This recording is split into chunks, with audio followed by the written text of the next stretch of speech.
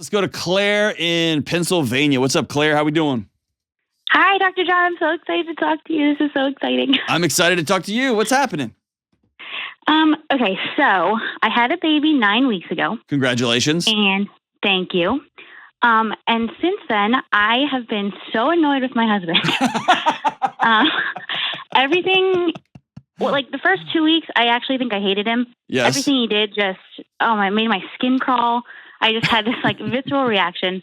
It was terrible. And what? I'm laughing with you, not at you. What was he doing? What was he doing? Well, so that's what made it worse is he was doing he was being so good. He was helping with the baby and he was keeping the house clean. He did nothing wrong. Okay. And yet I still was I just had this, I was just so annoyed. And so, that was the first couple weeks. And since then it's gotten a lot better. Okay. But I'm still I don't know. I still get very annoyed when just, I guess, at him in general. And again, it's for no reason. He's an amazing husband. And I logically, I know I'm so grateful, but I just can't shake these feelings of just annoyance. And I'm sick of it. I really want to feel loving for my husband again. Mm-hmm. We have such good communication. He knows how I'm feeling and we've talked about it so much. And talking about it does help, but I still have these lingering feelings of annoyance and I really want to get rid of them. So okay. Number one, you're awesome. Thank you for, you just clarified what millions of new moms feel and experience in a very clear and concise way. So thank you for doing that. Okay. That's comforting that it's not just me. You're not insane. No. Okay. I'm trying to think where to. Annoyance doesn't mean you don't love him, number one. Don't equate those two things. Number two, feelings are very, very important and they lie to you. And part of dealing with a new body, a new life, you have a kid now, with a new husband, because he's a new guy. He's got a child. He's the same dude, looks the same, smells the same, leaves his underwear in the same pile. Totally different guy now, right? So yeah. It doesn't mean you love him. It means y'all got to build something completely new. Now, I want to ask you something. You have to tell me the truth. You promise? I promise. Oh, okay. No, I promise. I don't fully believe you, so convince me. There's something he's doing that's driving you crazy. What is it? So we just talked about this 2 days ago. In the beginning, so when we just got home from the hospital. I knew it! Okay, go for it.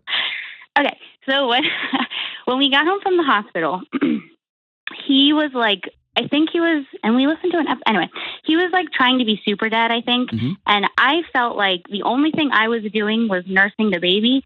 And then he would take the baby and change the baby and play with it, and put the baby down and everything. And at first, I think I felt I was being robbed of being his mom, kind of. Does that make any sense at all? 1,000% it does.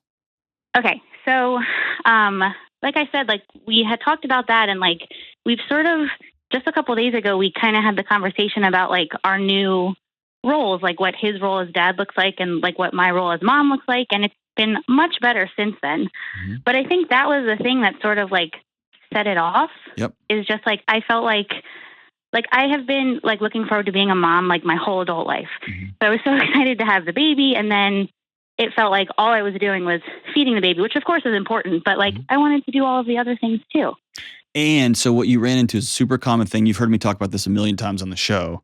You had a very distinct picture of what mom was going to be. Yeah. And you had a picture of what dad was going to be. And he had a very distinct picture of what being a dad was going to be like and what your role as a mom was going to be like. Mm-hmm. And both of you went into that with the greatest of motives and the highest love for one another and for that little baby. And you just passed each other in the night because you had you used words and the words were mom and dad, but the pictures of what that looked like were very different. Yeah. Right? And so all we have to do is align. Here's what dad's going to mean for us. Here's what mom is going to mean for us. And then we're going to live into that picture. Your husband sounds like an awesome guy who was I'm not going to be that dad. who just sits there watching football. I'm going to be this. And you sound like an awesome mom who was, I want to experience all of this. I've carried this knucklehead for 9 months. I want to experience all of it. And I don't want to be that mom that's like whining about her husband all the time. And then in an effort to love each other, great, y'all forgot to ask each other what that meant. Oh, right. Yeah, we did. And now here we are. Now you're frustrated and you're annoyed with him, whatever. Okay. So let your annoyance not be something you're scared of. Let it be a traffic signal.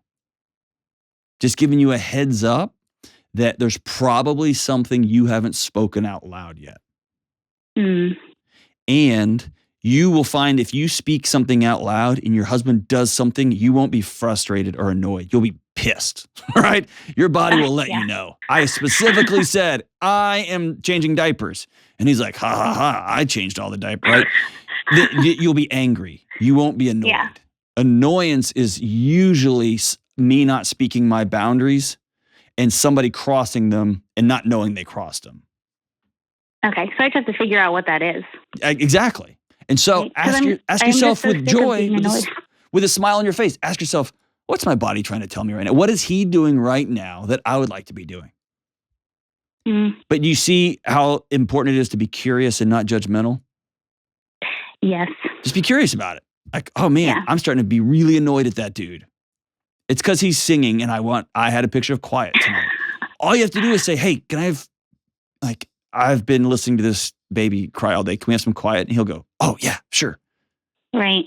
I know. And he will, like I know, he totally will. If I just asked him, he would do anything, Okay. So now you're how long have y'all been married?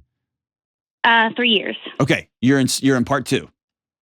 Congratulations. You just went to level 2 in marriage. Right? Yeah. It was a big jump. Oh yeah. And they don't tell you about any of that stuff. No, they don't. Right? But here's what part 2 means. Part 2 means before you had baby, y'all could just make out whenever you wanted, wherever you wanted. You could just spend whatever dumb money you wanted on whatever dinner you want. You could just wake up at midnight and be like, hey, you just want to go eat ice cream? And be like, yeah, let's do that. Mm-hmm. Now your life is different. You can't do that anymore. Right. Or you can once a year, right? And then you just get gassy when you eat ice cream in the middle of the night. It's not even worth it. So nothing has changed and everything has changed. And so instead of getting home at 5 p.m. and him being able to just nod his head to you across the room and oh gosh, he wants to hook up again. And we're just going to do it. Now you got to put on the calendar. Right. Now, instead of just leaving the room because he's singing, now you got a baby and you can't just get up and leave the room. You got to tell him, hey, please stop singing. So now we're going to be more intentional about letting our needs be heard. And it takes a lot more risk because when we let our needs be heard, our partner can say, no, I'm not doing that. And so it's more vulnerable. As you move up levels, it becomes more vulnerable. See what I'm saying? Yeah. And I feel like I'm not great at speaking my needs anyway. So. No, none of us are. Yeah. Right? And so you're going to practice it. But it's letting him know, hey, I am going to start speaking my needs and I want you to start speaking your needs. And this is going to be awkward and weird for both of us. Yeah. Because he's going to speak a need to you and you are going to instantly be filled up with shame about it. I can't believe he had to ask me for this. Or you're going to be filled up with anger. Does he know what I'm doing every day? And you have to commit to not letting those feelings, you can feel them, it's fine, but they're not telling you the truth. And you're going to have to say, okay, husband did what he said he was going to do. He's expressed his needs. Now I get to decide whether I'm going to meet those needs and how. And then you got to do the same thing for him. Yeah. Right? Yeah, no, it makes sense. And annoyance is just a signal. It's just a signal. Okay, good. You're not. I was getting scared by my annoyance, so I'm glad that you said that. No. You're not broken. You're not broken at all, right? Usually, I thought you were going to say this. Usually, when I talk to you, 9 weeks or 9 months? 9 weeks. Okay, 9 weeks. It's usually about month 3 or 4 that husbands are like, well, when are we going to start hooking up again? You know what I mean? And so that's usually when people are like, I'm super annoyed with him. Like, I want my body back. I'm feeding a kid. My body's still trying to get back into its original shape. Now this guy's pawing at me. I just want, you're not there yet, possibly, but you'll be there soon. Let that he's given me some looks and I've kind of shot him down. That's right. So Yeah. So it will morph from look to right? And so here's the deal. Right. Let's commit now to speaking our needs out loud. Yeah. And really his need, dude, when are we gonna, that's really often code for I miss my wife. Yeah. Right? And that's different than I just want to get off, like, right? See what I'm saying? So we're just going to be curious. We're going to be not judgmental with each other, and we're going to practice speaking our needs out loud. And then, by the way, you're going to have all kinds of banana feelings. It's all good. You know what else you're going to feel? Really annoyed at that kid. And then you know what you're going to feel? Really guilty that you felt annoyed. Yeah. And then you're going to feel really shameful that you felt guilty. It's just, it's all lies. It never ends. No, that's part of the fun, right? It's part of the fun. Yeah. And it's super annoying to bring us full circle. So, Claire, you're a great mom. You're thank you. Great wife.